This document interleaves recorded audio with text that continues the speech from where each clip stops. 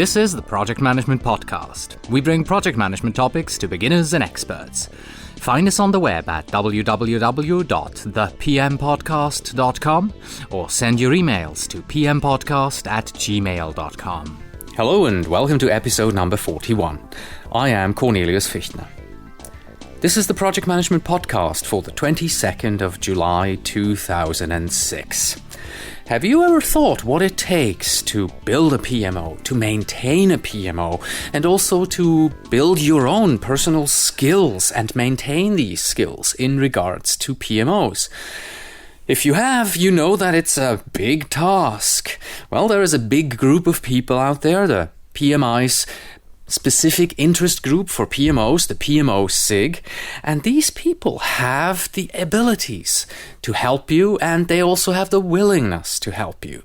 Today, I will be speaking with Derry Simmel. He's on the board of the PMO SIG, and you can learn what great opportunities they offer to you in order to make sure that you can keep your PMO running as smoothly as it is possible. First of all, of course, as always, we're going to start off with a few announcements here.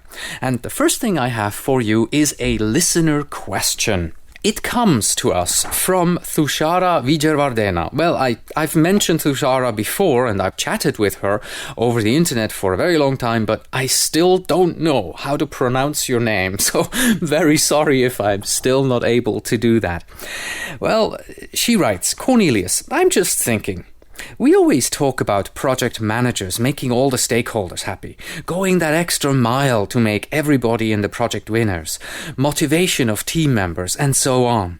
But when the PM is frustrated, well, what will happen? How do we motivate a team when we are not motivated? How do we make the stakeholder happy when we are not happy? I don't have an answer to this. I wrote back to her and I said that this is something that I had thought of quite a bit, and the solution that I have for this is mentoring. You're helping all the members on your team. You're giving everything that you've got. Thushara, for instance, has a yoga class, so she's giving everything in her yoga class as well. And you're giving everything that you have to your customer, your stakeholder. The question then is, you're taking care of all these people. Who takes care of you? And as I have indicated, I personally think a mentor is a good way for you to go. Find a professional in your area with whom you can meet, with whom you can chat, or a simple phone call, who will be there for you when you have a problem, when you are down and you need somebody to talk with you, to discuss your issues and concerns with them. The job of this person is not necessarily to give you ideas, to give you their view of things. Their job is to listen to you and to ask stupid questions like, well, what do you want to do about this? And their job is also just to let your steam go.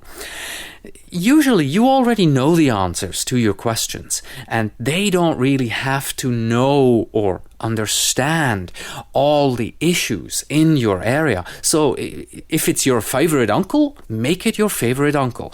But get yourself a mentor, because a mentor or just a friendly ear person will help you as a project manager to regenerate so that you can once again give to your customer, give to your project team. Well, so much for her question. Now, there's something else I would like you to do. Lately, Thushara mentioned to me that Sri Lanka, that's where she is from, is considering blocking certain blog websites. And it just happens that her blog is on Blogger, and that is one of those websites that they're trying to block. Now, I'm not trying to get political here. I would like you to stop by at her blog, see what it's worth, and write to her and tell her that, yes, please keep this blog going. What I did is I immediately offered her some space on my website in case that Sri Lanka is actually going to close down the blogs, so that she has the opportunity to keep this going. Go to thepmpodcast.com, look under blogs in the helpful resources section, and you will see Thushara's blog right there. Surf on over to her and check out her blog. I really like it. Well, and that of course brings me to thepmpodcast.com. I'd like to once again let you know that we have switched.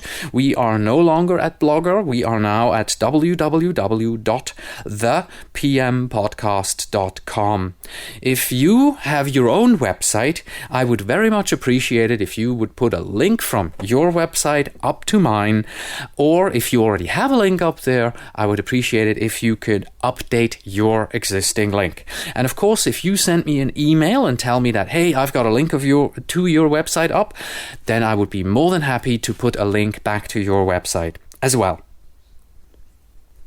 At this point, we normally have a sponsor, but not today. So I decided I'll sponsor my own show.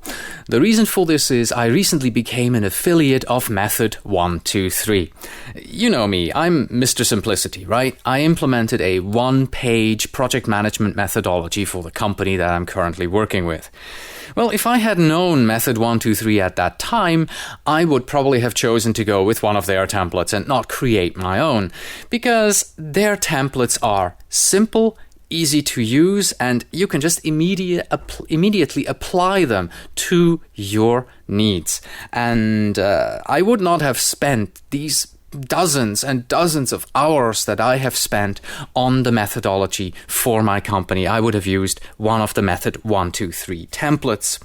Now, here's what I'd like you to do. I don't want you to just take my word for it and surf over to Method 123 and just purchase their templates. No. Method 123 offers a free risk kit. So go to thepmpodcast.com. At the top right, you will see a banner to Method 123, or also in the left-hand menu under PM Help, there is a link that says templates to increase your productivity. So click on either of those. It'll take you to the Method 123 website, where you can download the free risk kit to check it out and look at it. In the risk kit, you get the risk register, you get the risk plan, the risk form, and also the risk management process. Look at these templates. See how clean they are, how easy to use they are. They have superb instructions in them. They even have examples filled in for you, so you know exactly what you need to do. The templates that Method 123 sells are unbeatable when it comes to the price. They're $9.95 a piece. Now, if you can create a template at $9.95 a piece, well, more power to you. I would not be able to do that. They have also various kits. So if you're looking for something for planning, for the planning processes, well, they sell all the templates for the planning process as the planning kit. The complete, there are 50 plus templates in it. The complete project management kit, for instance, they sell at $295. So that's 50 templates at less than $300. That is just an unbeatable price. So they have project initiation, planning, execution, change management, risk management, that's the free one, issue management, quality management, and project closure kits. So go to my website, click on the Method 123 site, check them out, and purchase their template. They're really good. Let's move on to our software giveaway. Once again, we have software to give away from Conzimaris. The software is called Alloc PSA, and it is a professional services automation software. Now, two things from last week. Last week, I said that Con was giving away 2 licenses of this software. Well, in the meantime, Con has contacted me, and he has upped the number, and we now have 10 licenses of this software to give away. And last week, I didn't quite know at what date you were supposed to send this to me, and I still don't. I haven't worked it out yet. So send me your email. The email has to have a subject line that says software. In the email, write your name and the country that you are writing from to enter the software giveaway for 10 licenses of Alloc PSA. And it has to be here at my email at pmpodcast@gmail.com coming Wednesday. So today is the 21st, plus about 4 days makes about the 24th, the 25th. Right, okay. And again, the software enables you to have, it has modules for project management, tasks, timesheets, financials, CRMs, item loans, personal skills, and leaf tracking, calendaring, reminders, fault and issue tracking, document management, and reporting. Free software for you. All it takes is sending me an email. And now, without further ado, let us move on to the main section of today's show, the interview with Derry Simmel from the PMO SIG. Derry has been working in the IT industry for over 25 years, over 15 of which have been in varying project management roles. He has been on the board of the PMO Specific Interest Group since 2003 and is currently serving as the Vice Chair of Membership. Derry has also served on the board of his local chapter in various positions. In the last 5 years, Derry has been engaged in building and supporting PMOs, which has become his passion. He writes about this passion on his blog at www.aboutpmos.blogspot.com. Most recently, Derry served as Vice President and Director of the Project Management Office for Synovus Financial Corporation, and he is now working as a PM consultant. And here's the interview with Derry. The Project Management Podcast Feature Interview. Today with Derry Simmel, PMP, Vice Chair of Membership.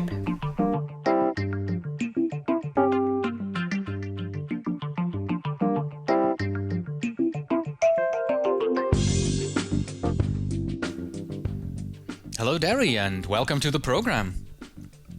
Hi, Cornelius. Thank you so much for inviting me.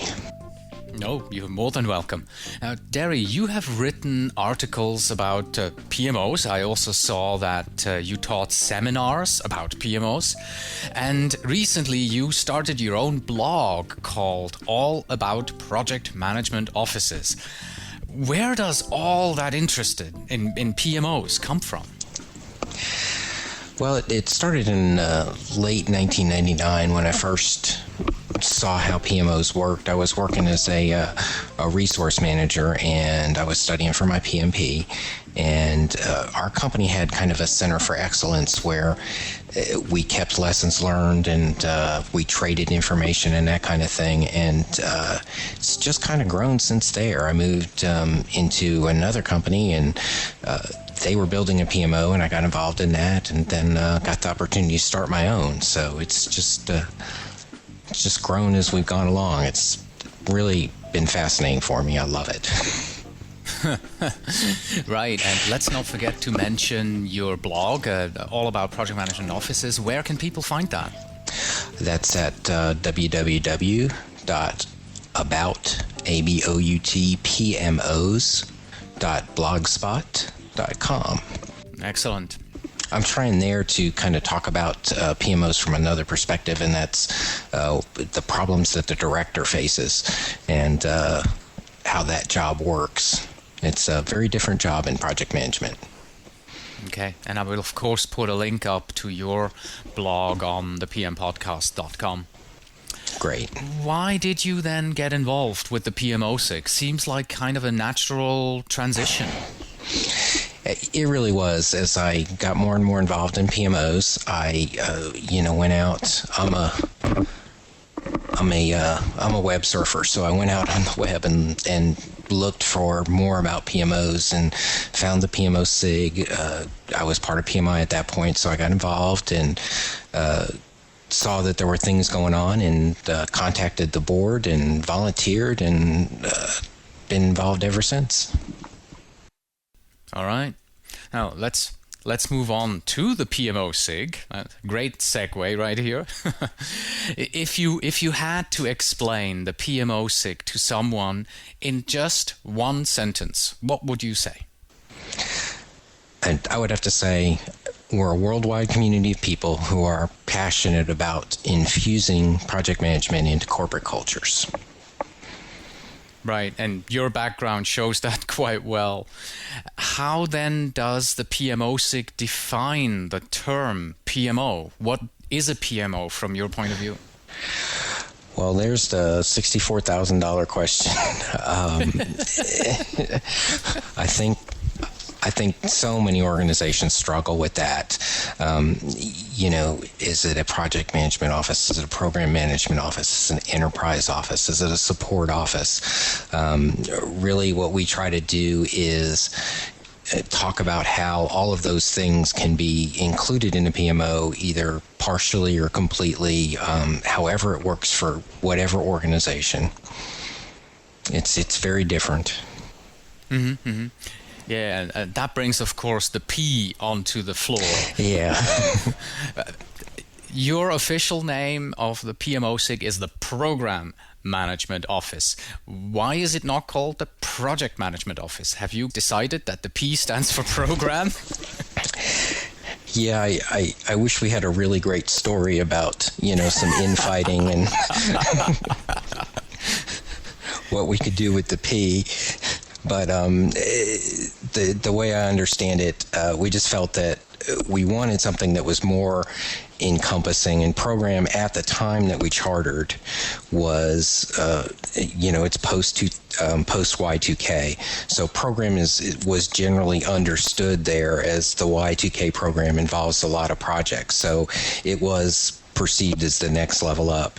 I think that we've adopted a little pyramid, if you've seen our logo, and it has different levels on it, and that's one of the ways we're trying to show that it's not just program, it's portfolio, it's project, it's people, all the different things that you can think of that P being for.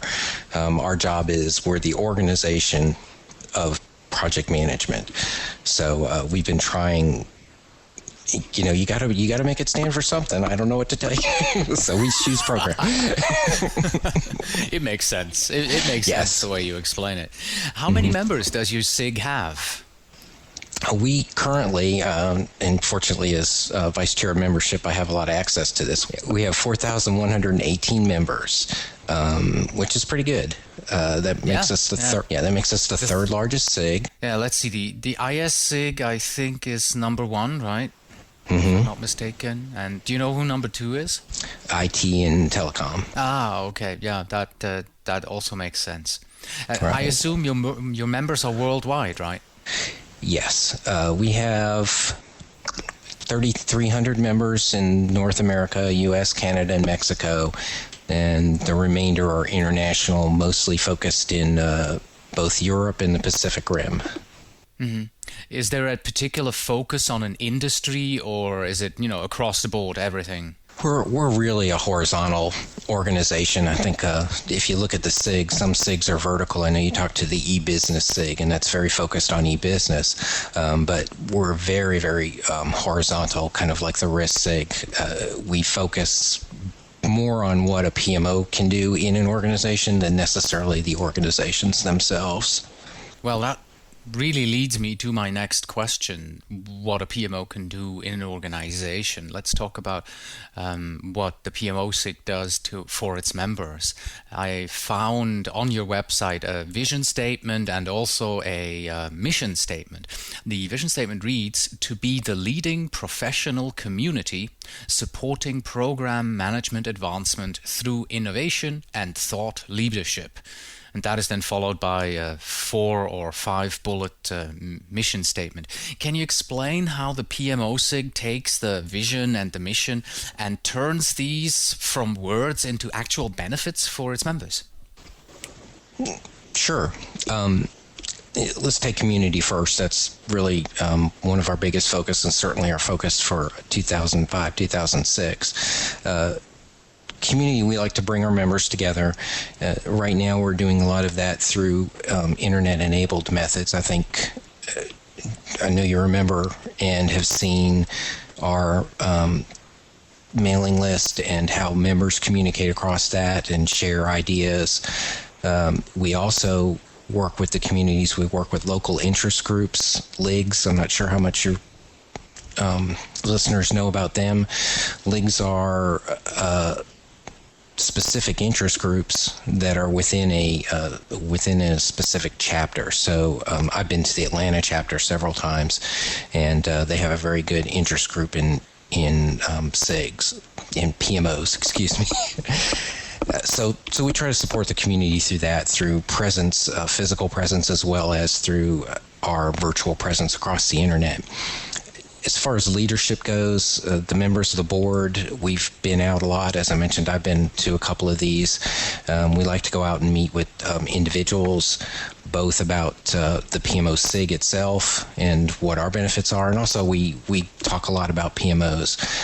We're very open about sharing information, and one of the things that we try to do very much of is encourage a direct contact, so that a member might come to us and say, I need to know about this or that. We post that, or we find somebody, and we then create a direct connection between two members who are talking to each other, kind of outside of the direct community, but building a larger community with that.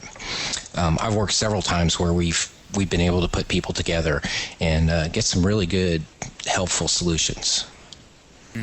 Yeah, that actually brings me back to a statement you made yesterday when we spoke to test whether Skype would work for us or not. You mentioned that as the head of a PMO in the company, you're kind of the only person who does this kind of work, and you're feeling alone. So does the PMO SIG then help people to get over this kind of loneliness? It certainly worked for me, and I'm sure it's helping a lot of others. I think that, and this is one of the reasons also I mentioned my blog, is I think that a director of a PMO is a very different job in terms of what you're trying to do. It's probably one of the most focused change agent jobs that there is. We're trying to change an organization from non-project orientation to more of a project orientation, and we're trying to find the right places to do it and the right ways to do it and the right people to partner up with. And sometimes it doesn't feel anything like project management, and there's not always a good book you can go to or a good methodology you can apply, and that can get kind of lonely. I guess is the best way to put it, but certainly frustrating, and you begin to wonder, if you're the only one out there. Yeah, tell me about it. We have a small PMO, and it is frustrating. Sure, yeah. Now, this would be an excellent topic for a follow-up interview. I'll get back in touch with you. We'll chat about PMOs some other time. Okay, great. Now, coming back to the PMO SIG, do you have any idea how, maybe a case study, something like that, how the PMO SIG has helped its own members? I don't think we have any kind of good scientific case study, but when I saw this question, I went back and kind of researched some of our information, and I did find back in January we had a member who was struggling as a PMO director with how to report the aggregate status of what the PMO was doing and what the projects within the PMO were doing, and what kind of status reports to use, and that got just great responses. I think I've kept 30 of them, so I know there were a lot more. Wow. We got responses from people. We got several templates that people were willing to share and say, this is the status report I give every month for my PMO. And, they varied between like stoplights and balanced scorecards and fever charts. And there was a lot of good conversation and explanation. And we also got a little off track there on what red, blue, we had blue, red, yellow, and green meant, and how blue worked, and what percentages you were supposed to use. All good to, showing that people are thinking and working on things. So I think in that case, that person got a lot of benefit out of that. I know I did. Right. I incorporated some of the ideas. Nice. So a very good community of practice then for all the PMO people working in PMOs. Very nice, very nice. Now let's go to the beginning of a PMO. That's usually when people struggle the most. Let's say I'm a new PMO director, or we're building a PMO at my company, and I need support getting this thing rolling. Will the PMO SIG be able to help me in that situation? Oh, absolutely. We'll.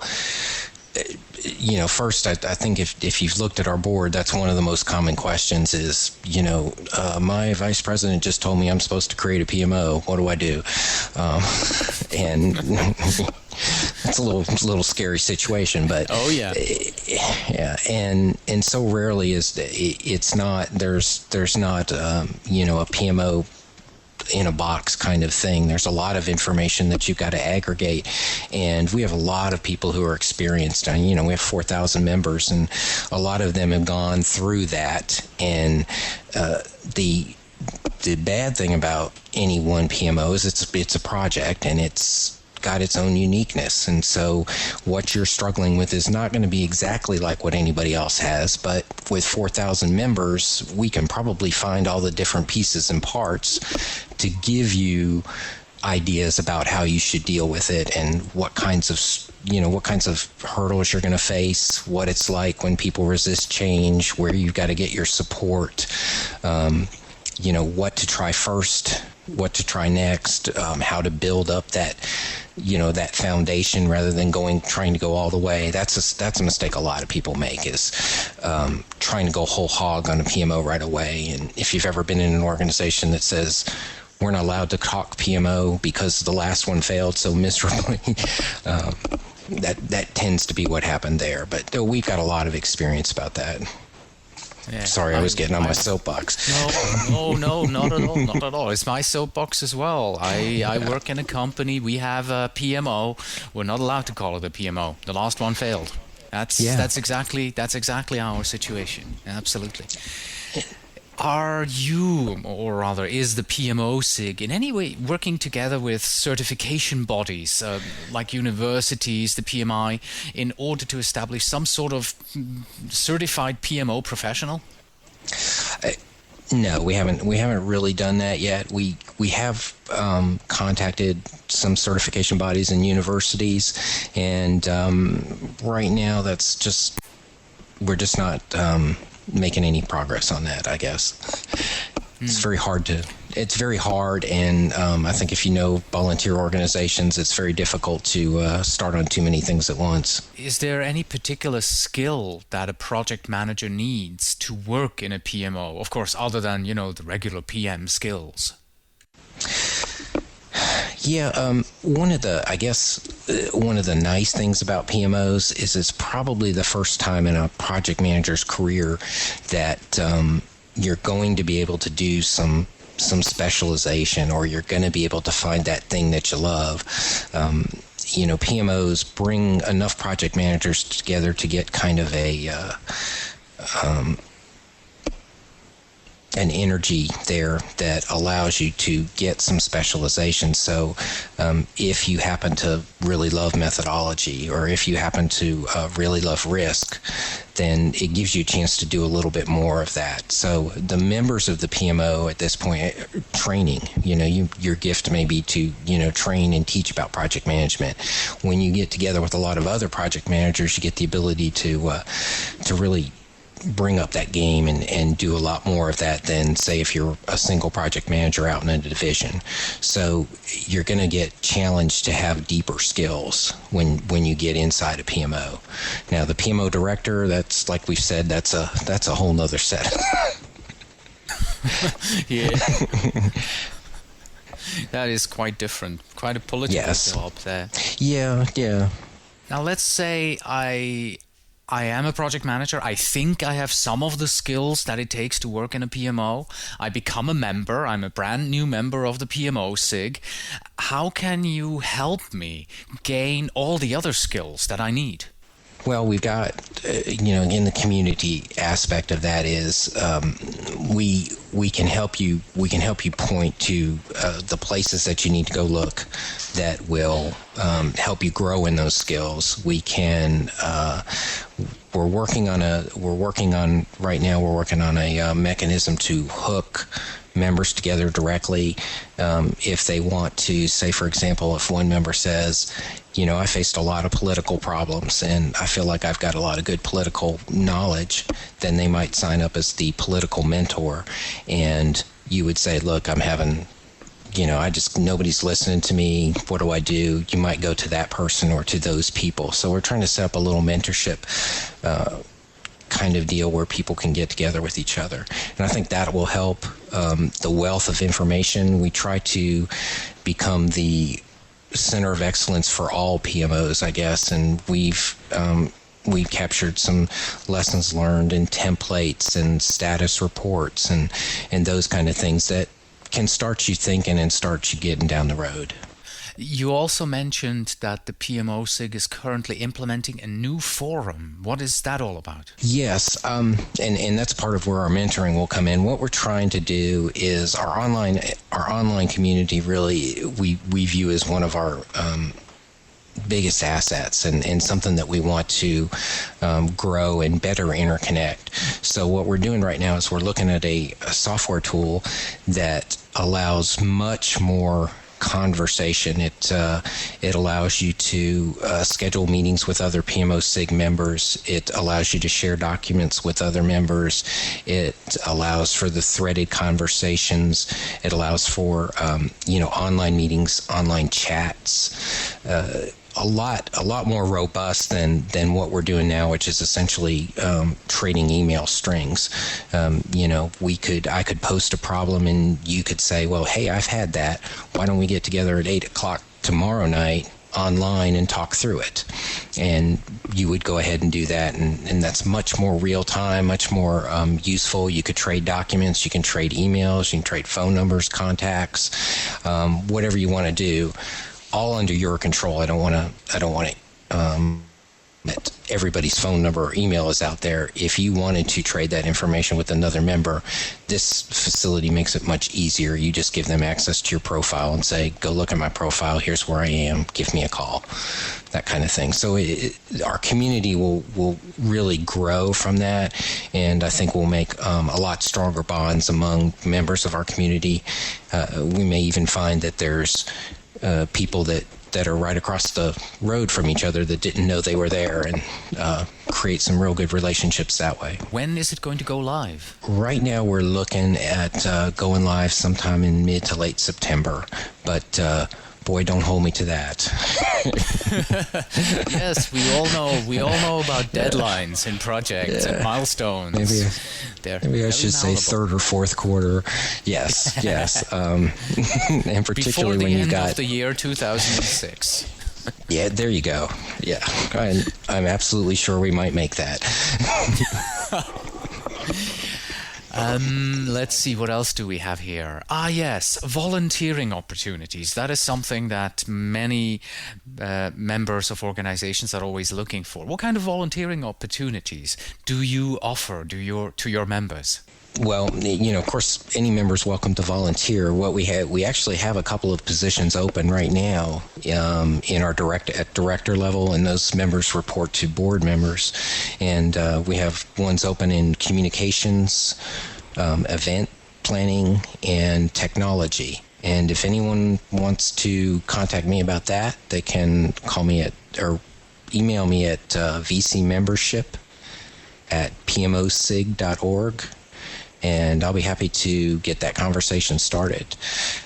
The other type of volunteer opportunity that I do want to get a chance to talk about is our contact with our LIGs, and we call these positions Director of Regional LIG, and that member is responsible for going around to various community chapters and working with those chapters either to enhance their LIG, to get more information to help the LIG grow, to help set up a LIG, all of which are PMO specific.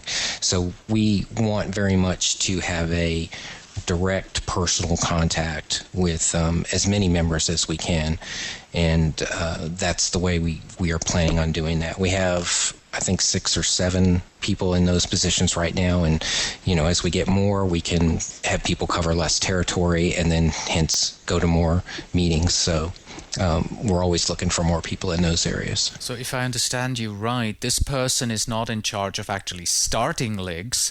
This person is in charge of communicating between the LIG and the PMO SIG. Yes, and they can serve as a facilitator, but no, not really starting it. We want that to come from the community itself. Yes. How much does it cost to join the PMO SIG? Always a very important question. We are $20 annually. We've been that since we started, and don't see any reason to change that. And you can include that in your PMI membership payments.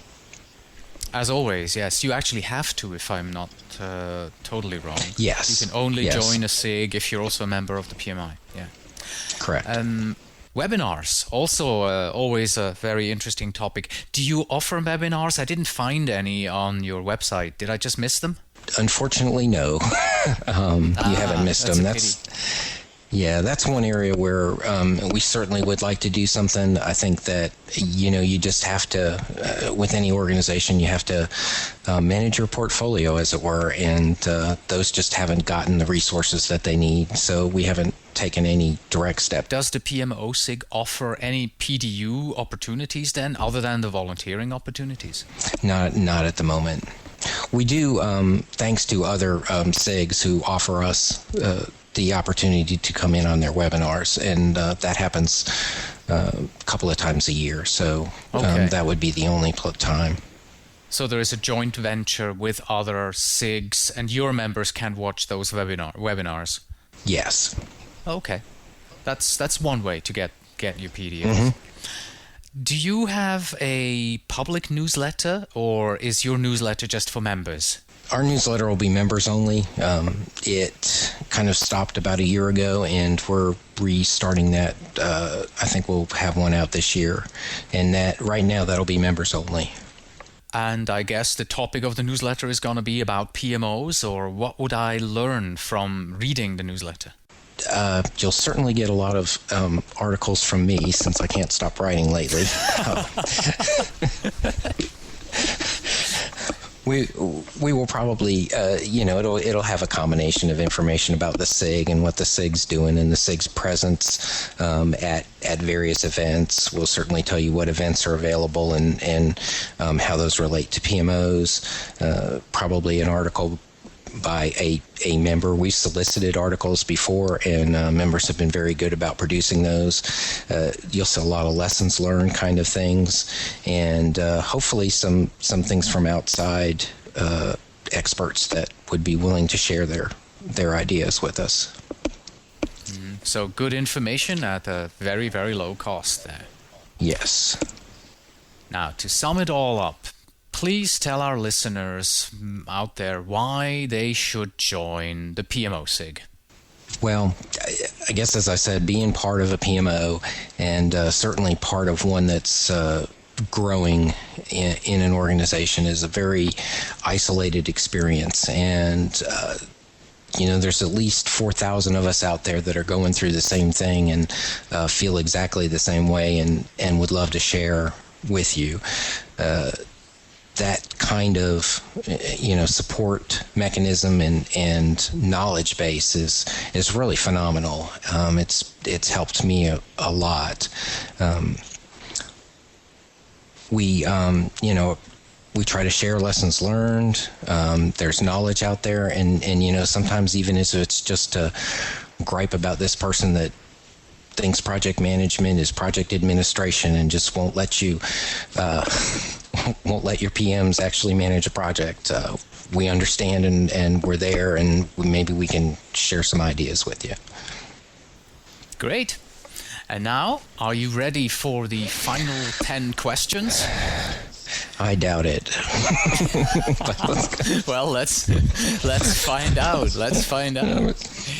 So here are the final 10 questions, the same 10 questions that I ask all of my project management interview guests. Let's get going.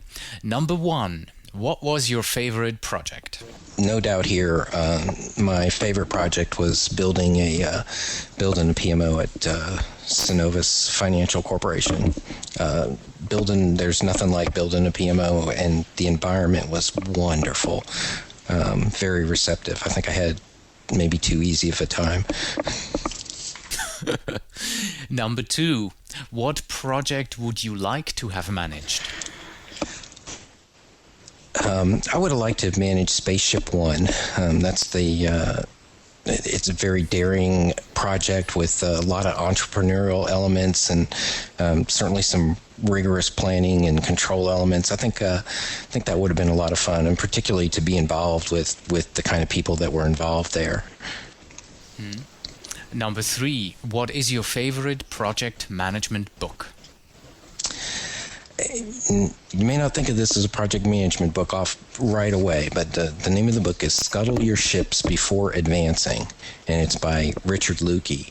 And it's more in the management frame, but if you read it as a project manager, there's some great lessons about creating change and motivation and planning and things like that. And he uses history to explain these lessons, and I'm a real fan of history, so I really enjoyed it. Number 4, what is the topic of the next seminar that you are planning to attend? Whatever my local chapter is doing next month. I haven't seen what they're offering yet, so I can't tell you the name of it, but I'm sure it'll be great. It always is. Okay.